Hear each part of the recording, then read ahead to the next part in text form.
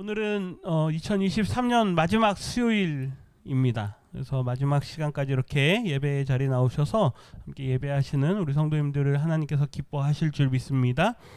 오늘은 열방을 향해 가라라고 하는 제목으로 이제 사도 바울이 이제 부름을 다시 받았죠. 그래서 안디옥에 왔고 이제 그가 바나바와 함께 1차, 2차, 3차에 걸쳐서 전도여행을 나가기 시작하는 그 바로 첫 장면입니다. 저는 개인적으로 이제 뭐 학자들마다 이 사도행전을 이렇게 단락을 나누는데요. 저는 개인적으로 요 13장부터를 파트 3로 잡습니다. 우리가 지금 앞에 보실지 모르겠는데 파트 2, 두 번째 단락을 우리가 봤거든요. 근데 이제 오늘 이 13장부터는 세 번째 단락, 드디어 사도 바울이 1차, 2차, 3차에 걸쳐서 복음을 전하러 다니는 그 바로 출발점이 되는 말씀이 오늘 12장 마지막부터 시작됩니다. 우리 12장 마지막 25절에 보면 지난주에 이제 헤롯에 관한 이야기가 에피소드로 짧게 붙어 있었습니다. 근데 거기에서 말씀하고자 하는 건 뭐였느냐? 아무리 어떠한 권력자가 있고 세상에 아무리 힘이 센 자가 있다 할지라도 교회의 역사를 막을 수 있다 없다? 없다. 그걸 말하고 싶은 거죠. 헤롯의 죽음 마지막을 보지 않았습니까? 하나님 앞에 그가 교회를 박해하고 그리고 자기가 신이 되고자 했던 그 욕망을 하나님께서 심판하십니다. 그리고 베드로를 살려주시는 그 과정을 통해서 교회의 복음 선포와 그 다음에 복음의 전파라고 하는 그 사명 앞에서 교회는 멈춰질 수 없다 라고 하는 것을 말씀하는 거죠. 그리고 다시 그 11장 앞부분의 내용에서 이제 예루살렘에 기근이 들어서 안디옥 교회 성도들이 헌금을 모으지 않습니까? 그리고 바울과 바나바를 보냈죠. 근데 그 일을 마치고 돌아오는 걸 짧게 한 절로 기록을 합니다. 지난주에도 그 말씀을 드렸는데요. 가만 보면 좋은 일입니까? 나쁜 일입니까? 이 사울과 바나바가 예루살렘 교회에 안디옥 교회 성도들의 사랑의 그 헌금을 모아서 어려운 가운데 있는 예루살렘에 가서 그곳에 있는 같은 기독교 형제들에게 그 헌금을 전달해주고 그들을 위로하고 권면하는 그 일이 좋은 일입니까? 안 좋은 일입니까? 좋은 일이죠. 그러면 성경에 그 좋은 일이 기록이 돼 있어야 됩니까? 안 돼 있어야 됩니까? 돼 있어야겠죠. 그런데 오늘 25절 말씀을 보면 딱 한 절. 뭐라 그럽니까? 바나바와 사울이 부조하는 일을 뭐 했다? 마쳤다. 다른 이야기가 없습니다. 다른 이야기가 없고 그냥 그들이 가서 헌금만 전달해 줬다. 그냥 그러고 끝입니다. 제가 그 전주에 그 말씀을 드렸죠. 왜 하나님께서 갑자기 선지자를 부르셔서 기근이 온 땅에 있을 거다. 그리고 예루살렘 교회가 왜 기근을 경험하게 되는가? 그리고 안디옥 교회 성도들이 왜 헌금을 모으게 되는가? 이 모든 것을 한 사람에게 초점을 집중시키면 하나님께서 이 사울, 우리가 아는 바울을 예루살렘 교회로 보내고 그리고 그들과 함께 다시 관계를 맺을 수 있는 그 구실을 만들어주기 위한 거였다. 기억나실지 모르겠습니다. 하나님께서 왜 기근을 일으켰느냐? 뭐 기근이 날래야 나겠습니까? 하나님께서 분명히 일으키신 역사인데 그 기근이 일어난 이유는 안디옥 교회 성도들이 헌금을 모아서 아직 예루살렘으로 갈 준비가 돼 있지 않았던 정서적으로 아직 받아들일 수 없었던 예루살렘 교회 그리고 자기를 배척했던 그 예루살렘 교회로 가야 될 이유를 아직 찾지 못했던 이 바울에게 갈 수 있는 구실을 만들어준 거죠. 관계를 다시 회복시킨 겁니다. 근데 성경에는 그들이 가가지고 뭐 좋은 관계의 회복이나 어떤 그런 하나님을 찬양하는 아름다운 교제의 모습이 기록되어 있지 않습니다. 그래서 일부 학자들은 이렇게도 이야기합니다. 아마 그들이 어려운 상황에 있었기 때문에 헌금을 받기는 받았지만 아마 바울과 안디옥 교회 성도들이 모아온 이 헌금에 대해서 그들이 조금은 불편해했을 거다. 어려워했을 거다. 뭐 이렇게 이야기를 하죠. 여전히 뭐 그런 기록이 없기 때문에 우리가 이렇다 저렇다 얘기할 건 없지만 중요한 것은 어쨌든 바울이 예루살렘 교회에 방문했고 거기에서 그들이 모아온 헌금을 다 전달하고 돌아왔다라는 사실입니다. 이제 연결점이 하나 생긴 거죠. 예루살렘 교회랑 다시 동역할 수 있는 연결점이 하나 생긴 겁니다. 그러면서 올라오는 길에 누구를 데려오느냐? 마가라고 하는 요한을 데리고 옵니다. 제가 왜 마가 요한에 주목을 하냐면요, 이 마가 요한이 누구냐? 사실 예루살렘 교회에게는 대단히 중요한 인물 중에 한 사람입니다. 왜 그러냐면 제자들이 예수님의 부활 승천하신 이후에 너희들은 예루살렘을 떠나지 마라, 기도해라 그랬을 때 그들이 어디에 모였느냐? 마가의 다락방에 모였다라고 우리가 흔히 알고 있죠. 그 마가의 어머니는 마리아이고 예수님의 어머니 마리아가 아닙니다. 다른 마리아인데요. 그 마리아의 아들인 이 마가라고 하는 요한, 이 요한은 이 12사도뿐만 아니라 예루살렘 예수님을 믿는 공동체에서 아주 중요한 인물 중에 하나였을 겁니다. 왜요? 그의 어머니가 집을 공개했고 그리고 그 안에서 여러 가지 많은 봉사들을 했을 거죠. 그런데 이 바나바와 사울이 누구를 데려옵니까? 이 마가 요한을 데려오죠. 그러니까 예루살렘 교회와 뭐가 생겼다는 이야기입니까? 연결점이 생겼다는 이야기입니다. 그런데 한 가지 더 재밌는 거는 이 마가 요한이 누구냐? 우리가 흔히 아시는 분들은 아시겠지만 바나바의 뭐다? 생질이다라고 성경에 나오죠. 골로새서 4장 말씀에 보면요, 사도 바울이 골로새 교회에 편지를 보내면서 이렇게 이야기를 합니다. 나와 함께 갇힌 아리스다고와, 바울이 감옥에 갇혀 있는 상황이죠. 근데 아리스다고도 함께 갇혀 있습니다. 그리고 바나바의 생질인 누구요? 마가. 그 마가가 이 마가입니다. 마가 요한이죠. 이 마가와 유스도라 하는 예수도 너희에게 문안하느니라 이렇게 쓰는데, 바나바의 생질, 이게 무슨 말입니까? 바나바의 누이의 아들이란 이야기죠. 그러면 제가 이제 다시 가족 관계를 다시 설명드립니다.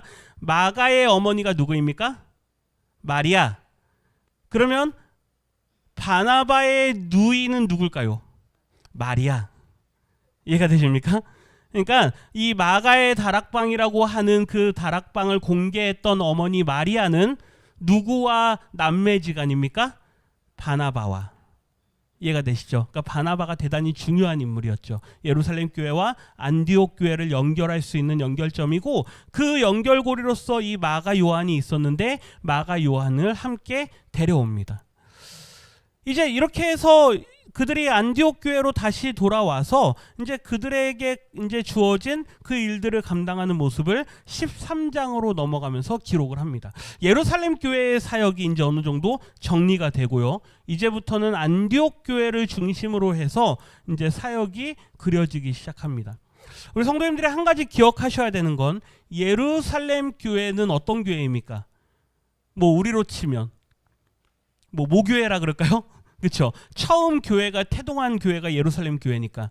그리고 안디옥 교회는 뭐냐? 이제 이방인들을 중심으로 해서 세워진 교회입니다. 그러니까 여기는 선교 기지와 같은 데죠.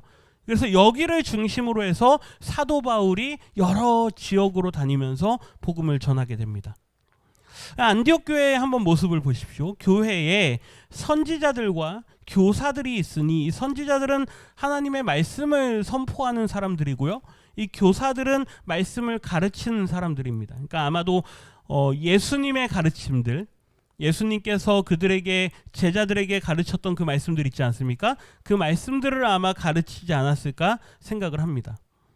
그래서 이러한 역할, 나름의 어떤 직책을, 직분을 가진 사람들이 안디옥 교회에 있었는데, 예루살렘 교회는 누가 있습니까? 12 사도, 그 다음에 7 집사, 물론 그 중에 이제 일부는 순교하고 뭐 이렇게 됐지만 그 이후에 아마 그런 직분들이 있었을 건데, 안디옥 교회에는 선지자들과 교사들로 구성되어 있었습니다. 근데 그들이 누구냐 보니까 바나바와, 앞서 읽었던 바나바죠. 바나바와 시몬, 그 다음에 구레네 사람 루기오, 그 다음에 마나인, 그리고 누구요? 사울. 이 5명, 5사람을 중심으로 안디옥 교회가 운영되고 있었던 거죠. 우리로 치면 뭐 당회라고 할 수도 있고요. 그렇죠. 뭐 운영위원회라고도 할 수 있고요. 어쨌든 이 안디옥 교회의 리더십이 이렇다라는 걸 보여줍니다. 그러고 나서 그들이 기도할 때 이 사도행전을 이끌어가고 있는 성령께서 이제 안디옥 교회에게 말씀하시기 시작합니다. 굉장히 중요한 부분이죠. 아무리 그들에게 리더십이 있고 아무리 그들에게 조직이 있고 그들이 이끌어가는 사람들이 있다 할지라도 거기에 누가 없으면, 성령께서 역사하지 않으시면 그 교회는 그저 사람들의 모임으로 끝나는 거죠. 바라기는 우리 교회에 아무리 직분자들이 있고 아무리 조직이 있다 할지라도 성령께서 이끌어가지 않으시면 우리 교회 또한 그 역할과 기능을 제대로 하지 못하는 겁니다. 우리 성도님들께서 늘 기도하실 때 성령 하나님 우리 교회를 이끌어 주십시오, 이렇게 기도하실 수 있어야 되죠. 내가 한다, 누가 한다, 뭐 이런 게 교회가 아닙니다. 교회는 누가 이끌어 가신다? 성령께서 이끌어 가신다. 그러면서 하시는 말씀이 내가 불러 시키는 일을 위하여 바나바와 사울을 뭐하라? 따로 세우라. 이제 그들을 통해서 이제 새로운 사명을 너희 안디옥 교회에게 주겠다. 그게 뭡니까? 이 2사람을 파송하는 일이죠. 금식하며 기도하면서 2사람에게 안수하여서 이제 그들을 보냅니다. 근데 말씀을 보시면 어디로 보낸다? 그렇죠. 어디로 가라, 성령께서 그들을 어디로 보내라, 이런 말씀이 있습니까? 없습니다. 이게 놀라운 겁니다. 하나님께서 그들을 세우셔서 보내기를 원하시는데 어디로 갈지에 대해서는 말씀하지 않으시죠. 마치 누구를 부르실 때? 아브라함을 부르실 때 너는 내가 가리키는, 지시하는 그곳으로 가라라고 말씀하지만 거기가 어딘지 구체적으로 말씀하지는 않으십니다.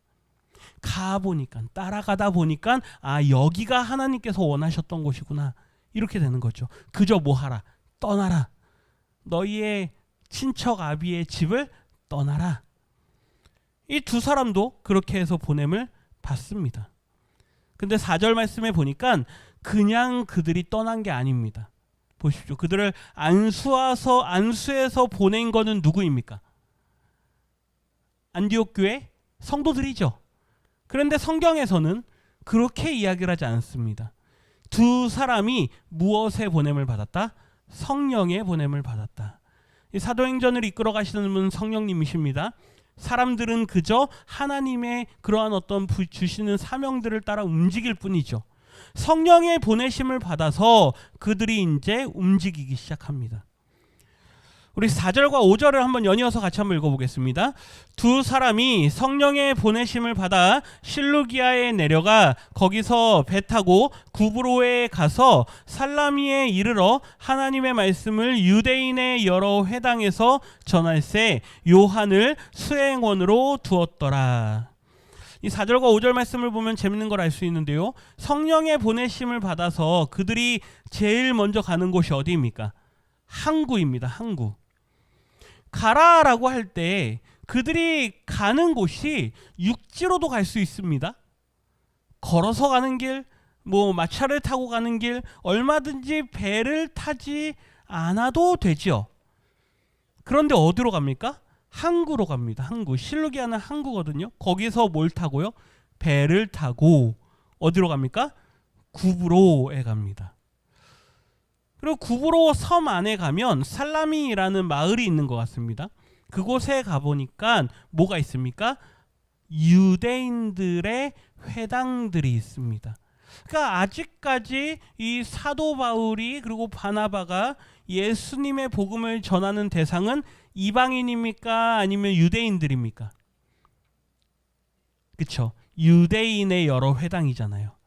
그러니까 사도 바울이나 바나바도 그들이 사명을 받아서 이제 보냄을 받아서 나아가는데 여전히 그들에게 아직까지 익숙한 대상인 유대인에 대한 마음이 있다라는 것이죠. 베드로는 이미 그게 깨졌습니다. 그렇죠? 베드로는 이제 유대인에게만 복음을 전한다. 이제 이미 그거는 베드로에겐 깨졌습니다. 그런데 이 사울과 바나바는 유대인의 여러 회당들을 다닙니다. 이제 우리가 사도 바울의 복음 전도 여행을 보게 되는데요. 한번 보십시오. 바울의 전도 여행을 보면 사도행전에선 이렇게 구분이 됩니다. 1차 전도 여행은 오늘 읽은 13장부터 14장까지, 그리고 15장부터 18장까지가 2차 전도 여행입니다. 그리고 마지막으로 18장부터 21장까지가 3차 전도 여행이고, 그 이후로는 어떤 사람들은 4차 전도 여행이다 이렇게도 얘기합니다. 로마로 가는 길, 로마로 압송돼서 가는 그 과정을 이제 4차 전도 여행이다 이렇게도 얘기하죠. 바울이 로마로 가서 가택연금이 됩니다. 그리고 거기에서 몇 년 동안 있다가 풀려납니다. 풀려나서 그가 다녔던 지역들이 또 있습니다. 성경에는 그 이야기까지 기록은 안 되는데 어쨌든 사도 바울이 그 이후에 다녔던 지역들이 더 있습니다. 그래서 어쨌든 최대한 가장 많이 잡으면 5차까지 잡는 사람들도 있습니다. 5차 전도 여행이다. 근데 성경에 1차적으로는 우리가 3차 전도 여행, 그가 의지를 가지고 전도하러 다녔던 거는 3차까지이고 4차는 로마, 그다음에 5차 마지막은 그가 가택연금에서 풀려난 이후에 한 번 더 다녔던 지역들, 이렇게 이제 구분을 하는 거죠. 이제 다음 주 내년이네요. 내년부터 우리가 이제 1차 전도 여행부터 하나하나 순차적으로 보게 될 텐데, 이제 오늘은 이제 그것의 전초전으로 한번 지역들을 한번 보실 겁니다. 한번 보십시오. 1차 전도 여행의 지역입니다. 혹시 성경책에 펜이나 색깔펜이 이런 거 있는 분들은 이렇게 지명에다 동그라미를 쳐놓으시면 바울의 이동 경로를 조금 이해하기가 쉽습니다. 오늘 읽은 13장 4절과 5절에 보면 이제 안디옥에서 파송을 받아서 이제 출발을 하죠. 그래서 실루기아에서 배를 타고 어디로 갑니까? 구브로 섬으로 가서 어느 마을에 도착합니까? 살라미라는 마을에 도착하죠. 그 살라미라는 마을에서 바보 이름이 좀 그렇지만요, 이 바보라는 지역으로 이동을 합니다. 그리고 밤빌리아에 있는 버가라는 지역으로 이동을 하죠. 나중에 한번 성경책을 보시면서 이 지명들을 한번 이렇게 체크해 놓으십시오. 그리고 안디옥, 비시디아에 있는 안디옥으로 이동을 합니다. 그 다음에 이고니온으로 가고, 그 다음에 루스드라로 갑니다. 그리고 더베로 갔다가 더베에서 다시 거꾸로 루스드라로 갔다가 이고니온으로 갔다가 다시 비시디아의 안디옥으로 갔다가 밤빌리아의 버가로 갔다가 해안가 도시인 아탈리아로 갔다가 처음 출발했던 안디옥으로 돌아옵니다. 제가 엄청 빨리 오니까 나중에 집에 가셔서 성경책을 한번 이렇게 찾아보십시오. 지도를 한번 보십시오. 지도 잘 보이실지 모르겠습니다. 초록색 출발점이 오른쪽 끝에 있죠? 안디옥입니다. 안디옥에서 아래로 쭉 내려오면 뭐가 있냐면요, 예루살렘이 있습니다. 안디옥에서 쭉 내려오면 예루살렘이 있고, 어쨌든 안디옥에서 보십시오. 초록색 화살표를 따라갑니다. 어디로 내려갑니까? 실루기아로 내려가죠. 안디옥에서 실루기아로. 실루기아는 뭐라 그랬죠? 항구. 거기서 뭘 탑니까? 배를 탑니다. 배를 타고 약 한 250km 정도 좀 거리가 있습니다. 250km 정도 거리를 쭉 배를 타고 가서 어디로 갑니까? 구브로 섬에 도착해서 살라미라고 하는 지역에 도착하죠. 그리고 그 섬 안에서 이제 어디로 갑니까? 바보라고 하는 곳으로 갑니다. 거기에서 다시 배를 타고 어디로 갑니까? 버가라고 하는, 쭉 올라와서 버가라고 하는 지역으로 가죠. 버가에서 위로 올라가서 비시디아에 있는 안디옥, 그 다음에 이고니온, 지금은 이제 코니아라고 부르는 지역인데요, 이고니온, 그 다음에 내려와서 루스드라, 글씨가 보이십니까? 중앙에 있죠? 루스드라에서 더베로 갑니다. 거기에서 이제 거꾸로 다시 돌아갑니다. 더베에서 어디로요? 루스드라로 왔다가 이고니온으로 올라갔다가 안디옥에 들렀다가 버가로 내려오죠. 그리고 버가에서 어디로 옵니까? 아탈리아라고 하는, 지금 가면요 엄청 아름다운 해안 도시입니다. 안탈리아라고 하는데요. 유럽 사람들, 저쪽 북유럽 사람들은 햇빛을 많이 못 쐬기 때문에 그 사람들은 휴가만 나면 무조건 일로 내려옵니다. 따뜻하고 햇빛이 쨍쨍하니까. 그 백인들이 갖고 있는 그 뭐죠, 이렇게 막 거뭇거뭇하게 되는 그런 병이 있잖아요, 백인들이. 그러니까 그것 때문에 햇빛을 쬐러 내려옵니다. 거기가 바로 저기 안탈리아죠. 아탈리아로 내려왔다가 거기에서 이제 배를 타고 어디로 갑니까? 안디옥으로 돌아오죠. 이게 1차 전도 여행입니다. 이제 내년에 우리가 함께 보게 될 이 사도행전의 사도 바울의 1차 전도 여행을 시작으로 1차, 2차, 3차에 걸쳐서 그들이 다니면서 어떠한 일들이 있는지를 성경은 우리에게 보여줍니다. 재미있는 것은 사도 바울이 이제 그 사역을 시작하면서 그의 이름이 뒤에 가면 이제 다음 주에 보게 되는데요. 이름이 이제 바뀌게 되는 걸 보게 되죠. 제가 몇 절인지 지금 기록은 안 해놨는데 그 바로 13장 그 아래 몇 절 가보면 그의 이름이 이제 사울이라고 하는 바울이 이런 식으로 이름이 바뀌어지는 걸 보게 됩니다. 다시 말씀드립니다. 사울이 변하여 바울이 됐네? 아니라 그랬습니다. 고개 끄덕끄덕 하시면 안 되고요. 사울이 변하여 바울이 됐네가 아니고 사울은 누구에게 나아갈 때 그가 쓰던 이름이다? 유대인들에게 나아갈 때, 그러니까 히브리식 이름입니다. 바울은 누구에게 나아갈 때? 이방인에게 나아갈 때. 헬라식 이름이 파울루스. 그래서 바울 이렇게 되는 거죠. 그러니까 사울은 나쁜 놈, 바울은 착한 놈, 이게 아닙니다. 지금 사울이 나쁩니까? 착합니까? 지금은 착하잖아요. 그렇죠? 예수님도 만났고 여전히 착한 상태입니다. 그런데 사울이 나쁜 이름이 아니죠. 그러니까 사울은 뭐 큰 자, 바울은 작은 자, 옛날에 뭐 이렇게 해서 많이 얘기했는데 그게 아니라 사울은 누구에게 나아갈 때? 누구에게요? 유대인에게 나아갈 때. 바울은 누구에게 나아갈 때? 이방인에게 나아갈 때. 이방인에게 나아갈 때. 그래서 이제부터는 그의 이름이 뭘로 불려지기 시작한다? 바울로 불려지기 시작한다. 이 13장에서 재미있는 특징은 우리가 그걸 보게 되는 거죠. 오늘 말씀의 제목은 열방을 향해 가라입니다. 열방을 향해 가라.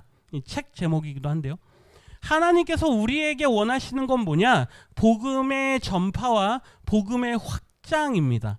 하나님의 말씀은, 그리고 예수 그리스도의 복음은 언제나 전파되어져야 된다라는 것이죠. 제가 성탄절 뭐 작년에 이어서 올해도 저희 교회에서 뭐 이런 여러 가지 일들로 이제 지역을 섬기고 이렇게 하는데, 감사한 것은 올해도 마찬가지로 여러분들이 감사의 이렇게 표현들을 한다라는 것이죠. 그러니까 뭐 교회에 나오냐 안 나오냐, 교회에 뭐 등록을 하느냐 안 하느냐, 그걸 떠나서, 물론 뭐 이번 주 같은 경우는 교회에 오셔서 함께 예배 드리신 분도 계셨지만, 그걸 떠나서 교회에서 지역에 있는 어려운 사람들을 생각하고 그들에게 그렇게 사랑을 나눈다라는 것에 대해서 여러 경로로 감사의 표현들을 한다라는 거죠. 그러니까 그 말은 그들이 하나님께서 우리 교회를 통해서 여러 일들을 한다라는 걸 안다라는 이야기입니다. 우리가 직접적으로 나가서 예수님을 믿으십시오, 예수 믿고 천국 가십시오, 구원 받으십시오, 이렇게까지 하지는 못해도 이렇게 간접적으로 사랑을 나누고 하는 일들을 통해서도 사람들이 하나님의 살아계심을 경험한다라는 것입니다. 이 모든 일들을 하나님께서 우리에게 원하신다라는 것입니다. 오늘 말씀의 제목처럼 열방을 향해 가라. 우리가 직접 못 가면 뭐 하라? 보내라. 우리가 보내지도 못하면 뭐 하라? 후원하라. 후원하지도 못하면 뭐 하라? 기도하라. 이게 멈춰지면 하나님의 역사는 이루어질 수가 없습니다. 뭐라도 하십시오. 가시겠습니까?